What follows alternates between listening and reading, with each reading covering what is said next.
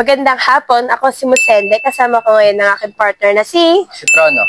At ngayon na nandito kami sa Santa Ana, Pateros sa Marquez and Panaguiton Architectural Design Studios. Halina tukuyin kung ano nga ba ito.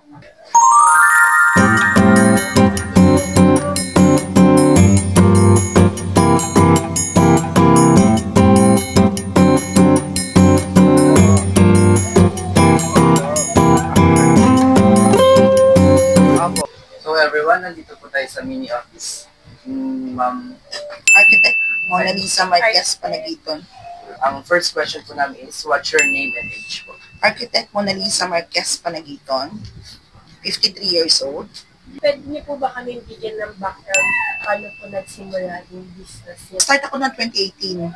So, ang brother ko is nauna siya contractor ng Sanis. Advertising naman sila. Signage, image, yun naman. So, yung brother ko nagpasok sa akin since kulang ng contractor yung Sanis. That time, wala pa talaga sa Sanis. Yung brother ko lang. Kasi yung brother ko, since father pa lang may-ari ng Sanis, yung food link, yung mga sa food court, yun ang client nila. So, parang alaga na ng brother ko yun. Hanggang sa nagtayo yung may-ari ng food link na mga, ano ngayon, Iho Express, parang mga ganun. So, sa marami yun din sa food court. Yung anak niya si Eric D, nagtayo ng isang business na hindi siya food business. So, classes. So, naging okay, naging successful naman. That time, noong 2018, kulang sila ng supplier. So, kinonvince ako ng head ng HR, yung brother ko, na ipasok mo na yung kapatid mo kasi arkitekto pala yung kapatid mo, sabing ganon. So, actually, nag-start ako ng modular kahit architect ako, bago pa lang ako nun sa parang mga laminated, tsaka ganito, laminated na items. Wala akong masyadong alam, hindi ako masyadong expose kasi hindi ako masyadong nagpa-practice ng profession ko since ang husband ko is seaman. So, hindi ako masyadong pasingit-singit ng work ko kasi tito ko rin is contractor din, pero na siya that time, 2018, wala na. So, dati na ako sumasama sa tito ko contractor. That time, parang 2018, so napasok ako, nag-submit ako ng sample, pumasa, una nag-submit ako ng quotation, tapos pumasa, pinasample ako, pumasa din. So, binigyan ako ng project. So, yun na rin, the rest is history na. So, next question po, what's the name of this business and address po? Marquez and Panaguiton, kasi yung anak ko din is nag-archi din. So, magiging dalawa kami. Ako Marquez, anak ko Panaguiton. So, parang dalawa kayong arkitekto soon. Oo, kaya naging ganon. So, yung address po dito po? Address, 23 Antonio Ponce, Pateros, Santa Ana, Pateros. Pero ang office address ko is dun sa atin. Dun sa atin po. So, yung sabi niyo po, yung nag-start yung business niyo ng 2018 po. So, how long po yung business mo? Since 2018, anong taon na ba ngayon? 2025. 7 years. Why did you choose this kind of business po? Kasi nga related sa profession ko. Kasi mahirap pumasok sa business na hindi mo alam. Actually, sabi ko, wala akong masyadong alam, pero ang pinapuhunan ko is lisensya ko, dahil arkitekto ako, at inline yung work na yan, yung nature ng work, sa profession ko. So, mas madali ko maintindihan. Diba? What are the challenges that you faced in the early stage of your business?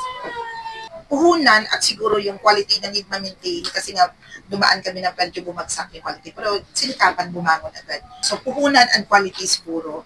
Oo. Time, kasi halos nakatali ako dito eh. Oo. O, hindi ko maiwanan kasi ayoko magtiwala ng ganun lang na parang masyado ko relax na mamaya. Diba? Hindi ko pala na-monitor yung negosyo, bumagsak na, or niloloko ako ng tao. Kasi nasa Pasig ako, niloloko ako ng mga tauhan ko doon. Since si husband na sa barko, yung kasama ko lang driver ko, pag umuwi akong weekend, nagbigay ako ng sahod, pag uwi ko pagkalikod ko, kinakat pala yung mga laminates, niloroll, tapos sinuwi sa bahay nila. So, ninanakawan ako. Tapos mga nagdodroga sila. So, mahirap. What are the strategies that you can share in dealing with different difficulties, challenges in your business? Stressful? O stressful lang, stressful. May punch list. Sisend ka yung sa GC namin, lalo dati ako na mag-isa sa GC, kasama kong engineering ng client, engineering team nila, gigisahin ka, ma'am, bagsak pong quality, ma'am, pangit po yung gawa ninyo. Diba, parang hindi ka na magbabasa ng message, hindi ka na magbasa ng Viber kasi masyado ka na na-stress. Unlike ngayon, medyo okay na kasi aking support team, aking mga admin, tumutulong na nagre-reply. Pag busy ako, nakaka-reply ang aking operations head. So, mas naging magaan. So, next question please. Do you separate your personal money from business income? Medyo hindi ako magaling sa ganun. Honestly, hindi ako magaling. Kasi hindi ako accountant, arkitekto ako. Hindi rin ako magaling talaga magpatakbo ng negosyo.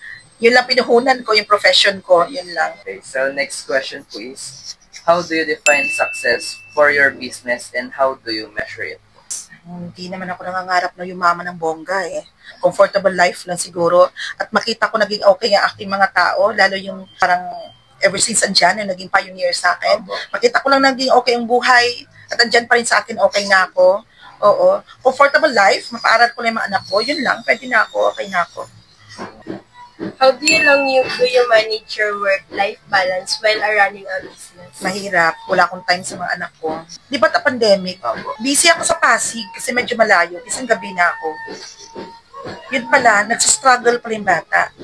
Kasi grade 6 na siya that time eh. Marami activity, minsan may mga dance pa. Huli ko na nakita, may video, nagda-dance siya mag-isa. Yung iba, nakita kong video nakaklase kasama yung nanay. Para lang dun sa performance task ba yun? Siya wala. Wala po. Naiyak ako na nakita ko. Naiyak na ako. Ayoko na-interview ako na nga ito, may iyak ako eh. Sorry po. What do you think are the characteristic a good business owner? Hindi kasi ako pala sigaw sa mga tao ko. Yun siguro naging puhunan ko, kaya ang tao ko ayaw umalis sa akin. Maliban kung may mga attitude problem talaga, ako mismo magsasabi na umalis kayo. Huwag kayo bumalik dito. Pero yung mga kinikip ko na tao, yung mababait, ayun palagi ulit-ulit ako. Yung skill na tututunan, pero yung attitude kasi innate na sa tao yan eh. So, mas more ako ng attitude ng tao. What has been the most challenging aspect of running a business and how you overcome it? Yun lang naman ang pinaka-challenging, yung time management. Ang quality, okay na kami and nakaka-recover na kami as in ganun na trusted na kami.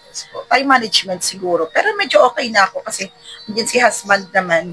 Andiyan na yung mamaasahan ko mga tao na under sa akin. Next po is, have you experienced any significant failures or setbacks? And what did you learn from them? Yung bumagsak yung quality namin 2019, pero naging lesson naman na since na yung mga tao kasi namin noon, mga bata, parang tinitrain pa. Since noon mahirap kumuha ng nagmo-modular, naglalaminate ng mga workers dahil very konti pa lang ang gumagawa ng ganon. What is the most important lesson you've learned as a business owner? Maging kind na lang kung kaya mo naman magsalita ng mga kind words, di ba? Kasi hindi mo alam minsan yung mga taong yun, may mga workers, lalo mga iba walang pinag-aralan, iba may pinag-aralan, eh hindi mo alam may mga pinagdadaanan pala sa buhay, di ba? So wala naman tayo sa sitwasyon nila. So yun, maging kind na lang sa tao at yung kind approach, di ba? Saan po yung mga examples po ng mga dinideliveran niyo po? Oo, pwede niyo usutin yung item, titingnan yung mga items. Magtitingin-tingin na lang po kami ng Oo. store. Oo. Basta lahat ng mga malls yan, may mga project kami almost. So, everyone, dito na po nagtatapos ang aming short interview. So, ang pangalan po ni Ma'am is? Once again, Mona Lisa Marquez, Panagiton. And yung pangalan ng business nila is Marquez and Panagiton Architectural Design Studio po. So, thank you po ma'am sa short interview time. po. Salamat po sa akin. Thank you po. Salamat kayo. So, ayun, dilibutin natin yung pabrika ni Ma'am. Kasi binigyan niya tayo ng permission and chance. So, ito po yung mga sample design po ng mga ginagawa po nila dito sa pabrika nila. Yung mga ginagawa po nila, ikita po to sa mga SM Mall, sa Mega Mall. Yung name po is Sunny's. So dito daw po yung welding section nila. Dito po yung paint section. So, ilang years na po kayo dito nagtatrabaho, kuya? Pari ako ma'am, malapit na isang taon. Hindi masyado marunong. Kumusta naman po yung pagtatrabaho niyo dito? Okay naman ma'am.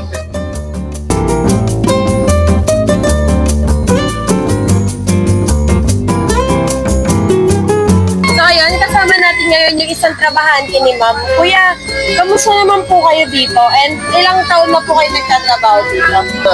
2 years pa lang. Kaya naman dito, maganda yung trabaho, pati mga trabaho, maganda sila kasama.